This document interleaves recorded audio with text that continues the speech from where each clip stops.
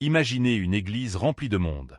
Les lumières sont tamisées, la musique résonne dans tout l'espace, des centaines de mains se lèvent vers le ciel.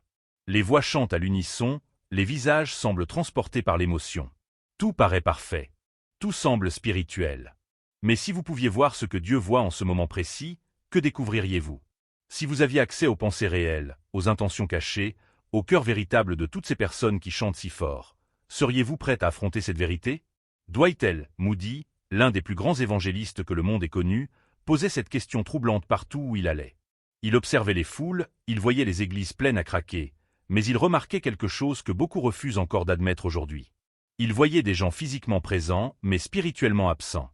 Des personnes qui connaissaient tous les cantiques par cœur, mais qui ne connaissaient pas vraiment Christ. Des individus capables de réciter des versets entiers de la Bible, mais incapables de vivre un seul jour dans la véritable obéissance. Moody disait quelque chose de bouleversant, quelque chose que beaucoup de leaders religieux aujourd'hui évitent de répéter. Il disait qu'il est possible d'avoir la Bible dans la main et le diable dans le cœur. Réfléchissez à cela pendant un instant. Vous pouvez assister à tous les cultes, participer à toutes les activités de l'Église, donner vos dîmes avec régularité, et pourtant vivre dans une complète illusion spirituelle.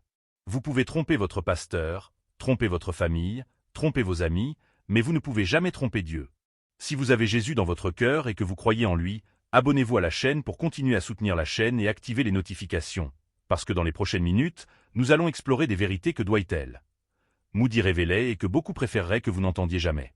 Des vérités qui vont vous forcer à vous regarder dans le miroir et à vous poser la question la plus importante de votre vie. Est-ce que ma foi est réelle ou est-ce que je joue simplement un rôle? Moody prêchait devant des milliers de personnes. Il remplissait des auditoriums entiers. Les gens venaient de partout pour l'écouter. Mais après des années de ministère, après avoir vu des conversions innombrables, il a commencé à remarquer un schéma troublant.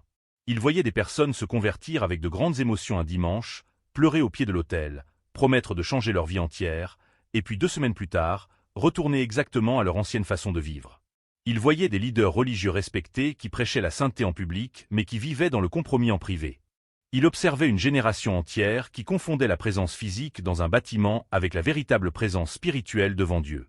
Et cette confusion existe encore aujourd'hui. Peut-être même plus qu'à l'époque de Moody. Combien de personnes en ce moment même sont assises dans des églises, mais ont le cœur complètement vide? Combien chantent des chansons de louange, mais ne ressentent absolument rien?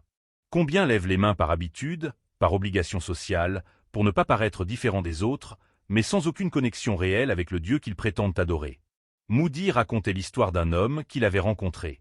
Cet homme fréquentait la même église depuis plus de 20 ans. Il était connu de tous.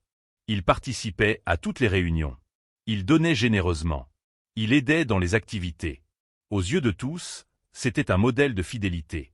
Mais un jour, cet homme s'est effondré. Il a avoué à Moody qu'en 20 ans de présence à l'église, il n'avait jamais eu une seule rencontre réelle avec Dieu. Jamais. Il connaissait toutes les doctrines, il pouvait débattre de théologie, il savait quand se lever, quand s'asseoir, quand dire Amen. Mais il n'avait jamais véritablement donné sa vie à Christ. Il jouait un rôle. Il portait un masque. Et pendant 20 ans, personne ne s'en était rendu compte. Pas même lui-même, jusqu'à ce moment de vérité brutale. Cette histoire vous met mal à l'aise? Elle devrait. Parce qu'elle pourrait être votre histoire. Elle pourrait être l'histoire de quelqu'un que vous connaissez. Elle pourrait être l'histoire de millions de personnes qui se croient sauvées simplement parce qu'elles vont à l'église. Moody était catégorique sur ce point. Il disait qu'il est possible d'être dans l'église et pourtant loin de Christ en même temps. Vous pouvez être assis au premier rang et avoir le cœur à des kilomètres de distance. Vous pouvez chanter plus fort que tout le monde et pourtant ne rien ressentir du tout. La proximité physique avec les choses sacrées ne garantit absolument pas la proximité spirituelle avec Dieu. En fait, Moody enseignait quelque chose d'encore plus troublant. Il disait que plus vous êtes proche de l'Église, plus vous êtes familier avec les rituels religieux, plus grand est le danger de perdre complètement la véritable révérence pour Dieu. Pensez aux enfants de pasteurs. Combien d'entre eux grandissent en connaissant toute la Bible, en assistant à tous les cultes, en étant entourés de tout ce qui est sacré, et pourtant finissent par s'éloigner complètement de la foi? Pourquoi cela arrive-t-il? Parce que la familiarité tue la révérence. Quand vous voyez les mêmes symboles religieux tous les jours, quand vous entendez les mêmes prières répétées sans cesse, quand vous participez aux mêmes rituels semaine après semaine, quelque chose de dangereux peut se produire. Ces choses sacrées deviennent ordinaires. Elles perdent leur pouvoir. Elles se transforment en simples décorations dans votre vie. Le crucifix sur le mur n'est plus un rappel du sacrifice de Christ, C'est juste un objet que vous ne remarquez même plus. La Bible sur votre table de chevet n'est plus la parole vivante de Dieu. C'est juste un livre poussiéreux que vous n'ouvrez jamais. Moody voyait cela partout. Il voyait des gens transformer leur foi en routine. Se lever le dimanche devient une habitude, pas un acte d'adoration. Prier avant les repas devient un rituel automatique, pas une véritable conversation avec Dieu. Donner l'offrande devient une obligation sociale, pas un acte de générosité joyeuse. Et petit à petit, sans même s'en rendre compte, ces personnes glissent dans quelque chose de terrifiant. Elles deviennent des acteurs dans une pièce de théâtre religieuse. Elles connaissent leurs textes par cœur. Elles savent exactement quand jouer leur rôle. Mais quand le rideau tombe, quand personne ne regarde, qui sont-elles vraiment? Moody était obsédé par cette question de l'authenticité spirituelle. Il ne voulait pas simplement remplir des églises. N'importe qui peut attirer une foule avec de la bonne musique et des discours motivants. Ce qu'il voulait, c'était voir des vies réellement transformées. Il voulait voir des cœurs brisés et reconstruits par Dieu. Il voulait voir des personnes passer de la mort spirituelle à la vie véritable. Et pour cela, il devait confronter les gens à une réalité inconfortable. La réalité que beaucoup d'entre eux vivaient dans l'illusion. Il identifiait 3 signes majeurs de cette religiosité vide qui infecte tant de communautés aujourd'hui. Le premier signe, c'est le savoir sans transformation. Vous connaissez peut-être toute la Bible. Vous pouvez citer des versets dans n'importe quelle situation. Vous pouvez débattre de doctrine avec n'importe qui. Vous avez lu tous les livres de théologie. Vous avez suivi toutes les formations bibliques.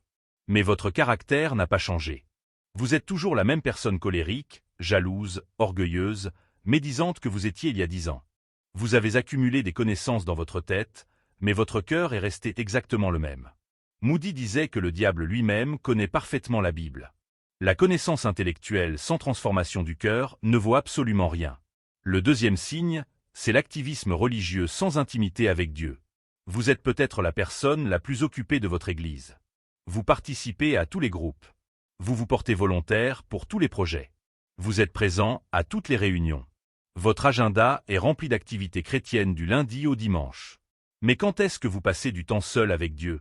Quand est-ce que vous fermez la porte, éteignez votre téléphone et restez simplement en sa présence sans rien demander, sans rien dire, juste pour être avec lui? Moody passait des heures chaque jour dans la prière secrète. Des heures. Pas des minutes. Des heures. Il comprenait que tout le reste, tous les sermons, toutes les activités, tout le ministère public, tout cela ne valait rien si ce n'était pas nourri par une vie de prière cachée.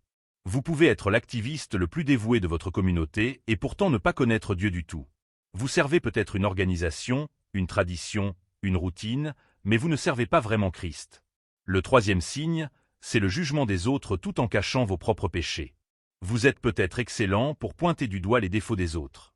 Vous voyez parfaitement les erreurs de votre voisin, les faiblesses de votre frère, les échecs de votre sœur. Vous parlez de sainteté, vous prêchez la rectitude, vous condamnez le péché partout où vous le voyez, sauf dans votre propre vie. Vous portez un masque si parfait que même vous-même avez fini par croire à votre propre performance. Mais Dieu voit à travers le masque. Il voit les pensées que vous cachez. Il voit les actions que personne ne connaît. Il voit la pornographie que vous regardez en secret. Il voit la haine que vous nourrissez dans votre cœur. Il voit l'orgueil qui vous consume de l'intérieur. Et vous savez quoi? Il préfère un pécheur honnête qui reconnaît sa condition à un pharisien qui prétend être juste. Moody racontait l'histoire d'un leader religieux qu'il avait connu. Cet homme était respecté par toute sa communauté. Il dirigeait des études bibliques. Il prêchait avec autorité. Les gens venaient le consulter pour des conseils spirituels. Il était marié, avait des enfants, semblait être le modèle parfait du chrétien accompli. Jusqu'au jour où tout s'est effondré. On a découvert qu'il vivait une double vie depuis des années. Publiquement, c'était un saint. Privément, c'était quelqu'un de complètement différent. Il trompait sa femme. Il mentait sur ses finances. Il manipulait les gens autour de lui pour servir ses propres intérêts.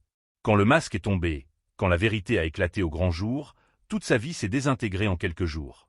Sa famille détruite. Sa réputation anéantie. Son ministère terminé. Des années de mensonges rattrapés en un instant. Et vous savez ce qui est le plus tragique dans cette histoire? Ce n'est pas un cas isolé. Combien de scandales similaires avons-nous vus ces dernières années? Combien de leaders religieux respectés sont tombés exactement de la même façon? Combien de personnes qui prêchaient la sainteté ont été exposées vivant dans le péché? Le problème n'est pas nouveau. Moody le voyait déjà à son époque.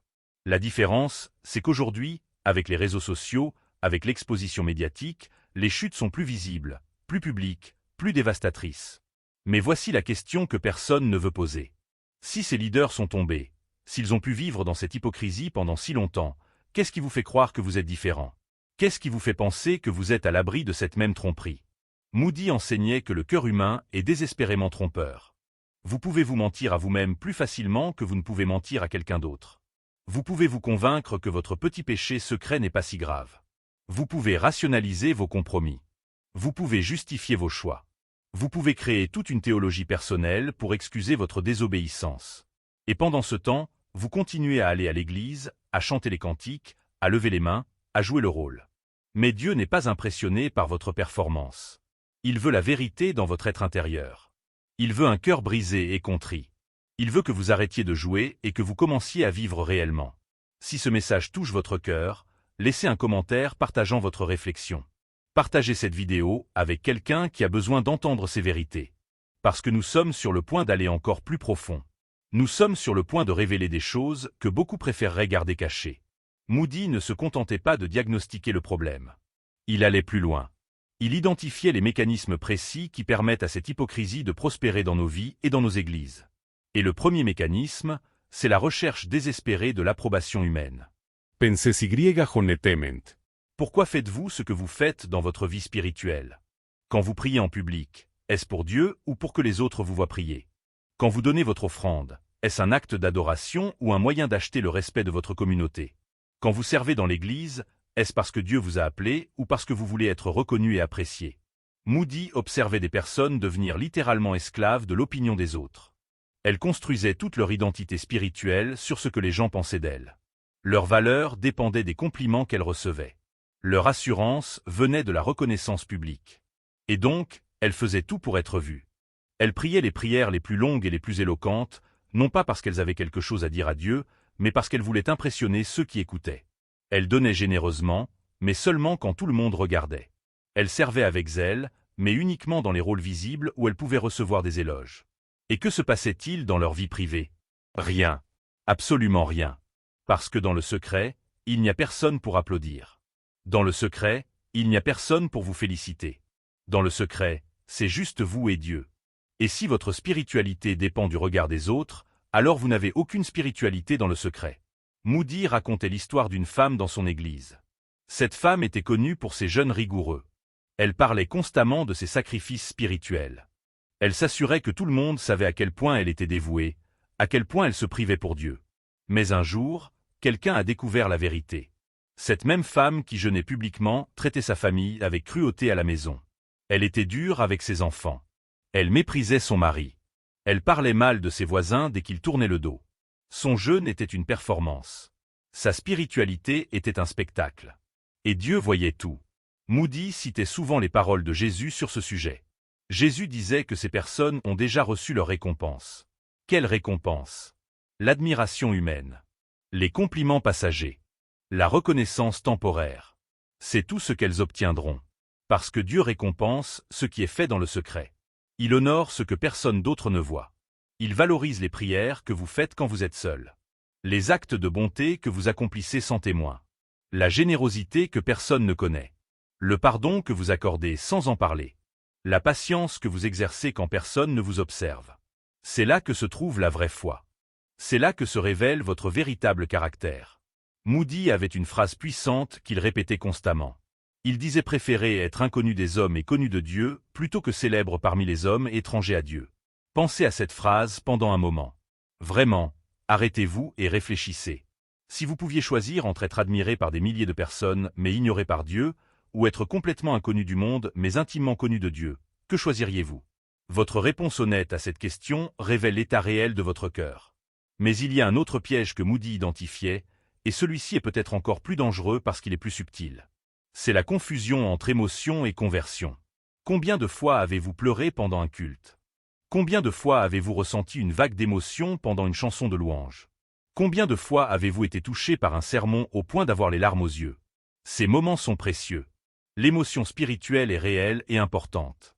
Mais Moody mettait en garde contre quelque chose de crucial. Il disait que les larmes du dimanche ne garantissent pas la transformation du lundi. Vous pouvez pleurer au pied de l'autel et retourner à votre péché le lendemain matin. Vous pouvez être bouleversé émotionnellement pendant le culte et n'avoir aucun changement réel dans votre vie quotidienne. L'émotion sans transformation n'est que du sentimentalisme religieux. C'est comme regarder un film triste qui vous fait pleurer, mais qui ne change rien à votre vie une fois que vous sortez du cinéma. Moody voyait des gens se convertir avec de grandes démonstrations émotionnelles semaine après semaine. Les mêmes personnes revenaient encore et encore, pleurant, promettant de changer, se repentant publiquement. Mais leur vie ne changeait jamais. Elles aimaient l'expérience émotionnelle. Elles aimaient se sentir spirituelles. Elles aimaient le rush de l'émotion religieuse. Mais elles ne voulaient pas vraiment changer. Elles ne voulaient pas abandonner leur péché. Elles ne voulaient pas transformer leur caractère. Elles voulaient juste ressentir quelque chose pendant 1 heure ou 2, puis retourner à leur vie normale. Le vrai test de la foi ne se passe pas pendant le culte. Il se passe le lundi matin quand vous êtes en retard au travail et que quelqu'un vous coupe la route. Il se passe quand votre conjoint vous énerve pour la 1000e fois. Il se passe quand vous êtes seul avec votre ordinateur et que personne ne surveille ce que vous regardez. Il se passe quand vous avez l'opportunité de mentir pour vous sortir d'une situation difficile. Il se passe quand vous pouvez gagner de l'argent de façon malhonnête sans que personne ne le sache. C'est là que votre foi est testée. C'est là que votre véritable nature se révèle. Moody disait que le caractère se forme quand personne n'applaudit. Les décisions que vous prenez dans le secret, quand il n'y a aucune audience, aucune reconnaissance, aucune récompense visible, ce sont ces décisions qui définissent qui vous êtes vraiment. Vous pouvez tromper tout le monde avec vos émotions publiques, mais vous ne pouvez pas tromper Dieu avec votre vie privée. Et voici maintenant la question la plus difficile, celle que personne ne veut affronter. Si Dieu révélait aujourd'hui, en ce moment précis, l'état réel de votre cœur, si tout le monde pouvait voir vos pensées secrètes, vos motivations cachées, vos péchés privés, vos compromis silencieux, auriez-vous le courage de regarder ? Seriez-vous capable d'affronter cette vérité ? Ou préférez-vous continuer à vivre dans l'illusion ? Moody forçait les gens à se poser cette question brutale. Il ne les laissait pas s'échapper dans le confort de la religion superficielle. Il les confrontait à la réalité de leurs conditions spirituelles. Et beaucoup ne pouvaient pas le supporter. Beaucoup préféraient partir plutôt que d'affronter la vérité. Mais ceux qui restaient, ceux qui avaient le courage de regarder honnêtement leur propre cœur, ceux-là découvraient quelque chose de libérateur. Ils découvraient que Dieu ne veut pas de perfection. Il veut de l'honnêteté. Il ne demande pas que vous soyez sans péché. Il demande que vous arrêtiez de prétendre. Il ne s'attend pas à ce que vous soyez parfait. Il s'attend à ce que vous soyez vrai. La différence entre religion et relation, c'est exactement cela. La religion, c'est un ensemble de règles à suivre, de rituels à accomplir, d'apparences à maintenir. C'est épuisant. C'est suffocant. C'est impossible. La relation, c'est la transparence totale devant Dieu. C'est venir à lui tel que vous êtes, avec tous vos échecs, toutes vos faiblesses, tous vos péchés. C'est abandonner le masque. C'est arrêter de jouer. Moody expliquait que Christ n'est pas venu fonder une religion. Il est venu offrir une vie. Une vie nouvelle. Une vie transformée. Une vie authentique. Et pour recevoir cette vie, vous devez d'abord reconnaître que vous en avez besoin. Vous devez admettre que votre religion ne fonctionne pas. Vous devez confesser que vos apparences ne suffisent pas. Vous devez abandonner votre fierté et venir à Dieu dans une humilité totale. Pensez à une véritable amitié. Quand vous avez un ami proche, un vrai ami, vous ne portez pas de masque avec lui. Vous ne jouez pas un rôle. Vous êtes simplement vous-même. Vous partagez vos joies, mais aussi vos peurs. Vous célébrez vos victoires, mais vous admettez aussi vos échecs. C'est cela une vraie relation. Maintenant, comparez cela à connaître quelqu'un juste de vue. Vous le saluez poliment quand vous le croisez. Vous échangez des banalités. Vous gardez vos distances. C'est superficiel. C'est formel. Ce n'est pas une vraie connexion. La question est donc la suivante. Votre relation avec Dieu ressemble-t-elle à une véritable amitié intime ou à une simple connaissance formelle? Est-ce que vous partagez vraiment votre vie avec lui ou est-ce que vous jouez simplement un rôle religieux? Moody était radical sur ce sujet. Il disait que si vous découvrez aujourd'hui que des années de vie religieuse ont été gaspillées en apparence, alors remerciez Dieu de vous avoir révélé cette vérité maintenant plutôt que dans l'éternité. Imaginez passer votre vie entière en pensant que tout va bien spirituellement, puis arriver devant Dieu et découvrir que vous ne le connaissiez pas du tout. Jésus lui-même a parlé de ce moment terrifiant. Il a dit que beaucoup lui diront en ce jour-là: Seigneur, Seigneur, n'avons-nous pas prophétisé en ton nom, chassé des démons en ton nom, fait beaucoup de miracles en ton nom? Et il leur répondra: Je ne vous ai jamais connu, retirez-vous de moi. Jamais connu. Pas je vous connaissais, mais vous m'avez déçu. Pas vous étiez sauvés, mais vous avez perdu votre salut. Non. Jamais connu. Ils n'ont jamais eu de vraie relation avec lui. Tout était une illusion. Tout était une performance religieuse vide. C'est la chose la plus terrifiante que vous puissiez imaginer. Faire partie d'une église pendant des décennies, être actif dans le ministère, connaître toute la Bible, et pourtant ne jamais avoir vraiment connu Christ. Ne laissez pas cela être votre histoire. Ne laissez pas votre fierté, votre peur du jugement des autres, votre attachement aux apparences, vous empêcher de chercher la vérité maintenant, pendant qu'il est encore temps. Alors que faites-vous maintenant? Comment passez-vous de la religion à la relation? Comment abandonnez-vous les apparences pour embrasser l'authenticité? Moody donnait des instructions très claires et pratiques. La première étape, c'est le repentir radical. Pas le repentir performatif que vous avez peut-être pratiqué des dizaines de fois. Pas les larmes superficielles qui sèchent dès que vous quittez l'église. Mais une rupture intérieure profonde et totale. Le vrai repentir commence par reconnaître votre hypocrisie sans chercher d'excuses. Sans blâmer votre enfance difficile. Sans justifier vos choix par vos circonstances. Sans minimiser vos péchés en les comparant à ceux des autres. Vous vous tenez devant Dieu et vous dites la vérité nue. J'ai vécu dans le mensonge. J'ai joué un rôle. J'ai trompé tout le monde, y compris moi-même. J'ai porté un masque pendant si longtemps que j'ai oublié qui je suis vraiment. Je suis perdu. J'ai besoin de toi. Moody racontait l'histoire d'un homme qui était considéré comme un pilier de son église. Cet homme dirigeait des études bibliques. Il était respecté par tous. Mais un jour, il a eu une rencontre brutale avec la vérité. Il s'est rendu compte que malgré toutes ces années d'activité religieuse, il n'avait jamais vraiment donné sa vie à Christ. Il connaissait la doctrine, mais pas le Sauveur. Alors il a tout recommencé. Il s'est humilié. Il est allé voir son pasteur et a admis sa condition. Il a reconnu publiquement qu'il avait vécu dans l'illusion. Et ce jour-là, pour la première fois de sa vie, il a vraiment prié. Pas une prière éloquente. Pas une prière impressionnante. Juste quelques mots brisés. Dieu, je suis un imposteur. Sauve-moi. Change-moi. Fais de moi quelqu'un de vrai. C'est ce genre de prière que Dieu entend. C'est ce genre de cœur qu'il ne rejette jamais. Moody citait le psaume où David dit un cœur brisé et contrit. Ô Dieu, tu ne le mépriseras point. Dieu préfère un pécheur honnête à un pharisien prétentieux. Il préfère quelqu'un qui reconnaît son besoin à quelqu'un qui prétend être juste. La deuxième étape que Moody enseignait, c'est la recherche solitaire. Vous devez apprendre à être seul avec Dieu. Vraiment seul. Pas avec votre téléphone à côté de vous. Pas avec la télévision en arrière-plan. Pas en pensant déjà à votre prochaine tâche. Mais complètement seul, dans le silence, disponible, ouvert. Fermez la porte de votre chambre. Éteignez tous vos appareils. Asseyez-vous. Et restez là. Au début, ce sera inconfortable. Votre esprit va vagabonder. Vous allez penser à 1000 choses différentes. Vous allez vouloir vérifier vos messages. Vous allez vous sentir agité. C'est normal. Nous avons perdu l'habitude du silence. Nous avons perdu la capacité d'être simplement présents. Mais persévérez. Restez là. Commencez à parler à Dieu, pas avec des mots religieux, pas avec un langage formel, mais comme vous parleriez à quelqu'un que vous aimez vraiment.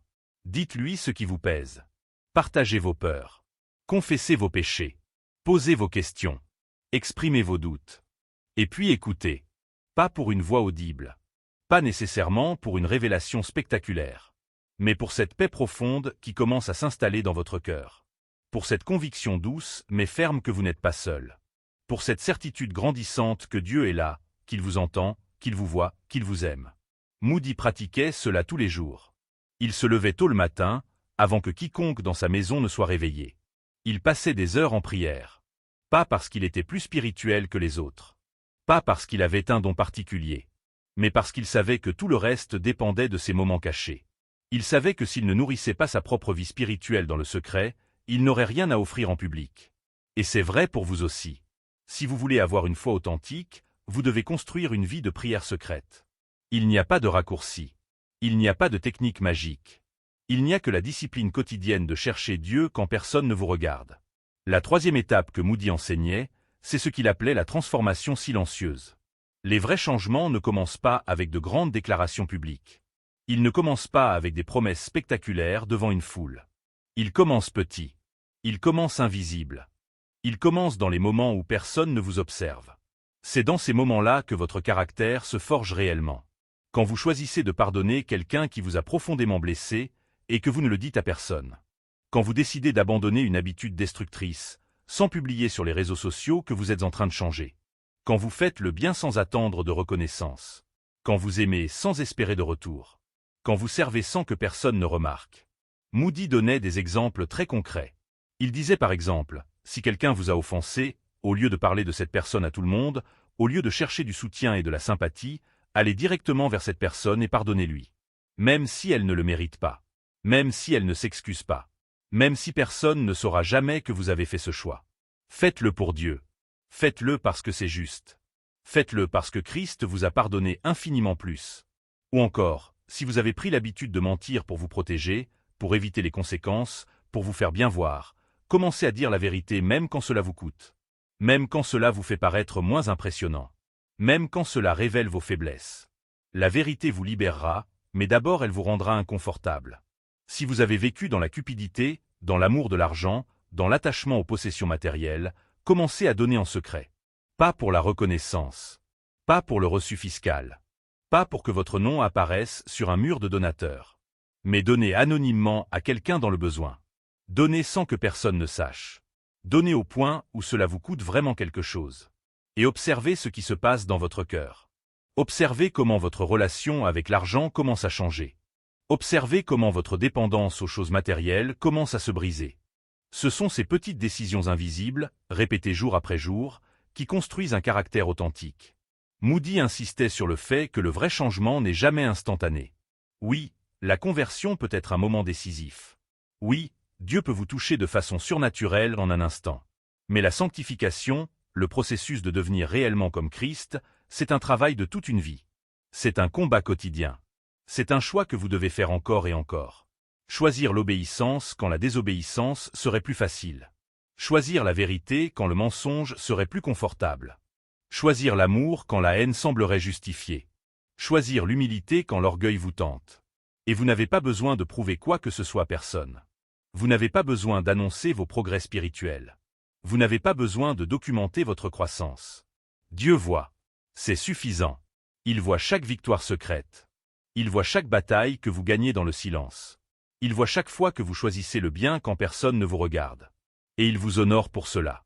Pas nécessairement avec des applaudissements publics. Pas nécessairement avec de la reconnaissance humaine. Mais avec quelque chose de bien plus précieux. Avec sa présence. Avec sa paix.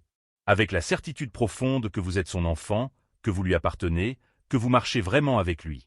Maintenant, imaginez 2 vies devant vous. La première vie, c'est celle que vous avez peut-être vécue jusqu'à présent. Une vie construite sur les apparences. Une vie passée à impressionner les autres. Une vie remplie d'activités religieuses mais vide de vraies substances spirituelles. Une vie où vous jouez un rôle, où vous portez un masque, où vous prétendez être quelqu'un que vous n'êtes pas. À la fin de cette vie, qu'est-ce qui restera? Des souvenirs de performance. Des moments où vous avez brillé devant une audience.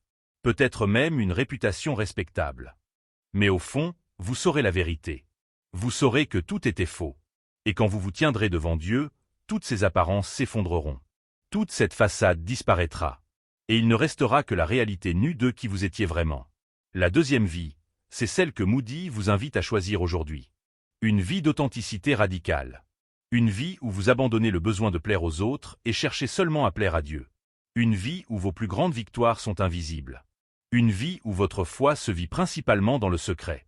Une vie où vous devenez réellement, progressivement, lentement mais sûrement, comme Christ. Cette vie ne vous apportera peut-être pas de reconnaissance humaine. Les gens ne remarqueront peut-être pas votre profondeur spirituelle. Vous ne serez peut-être jamais célèbre dans votre église.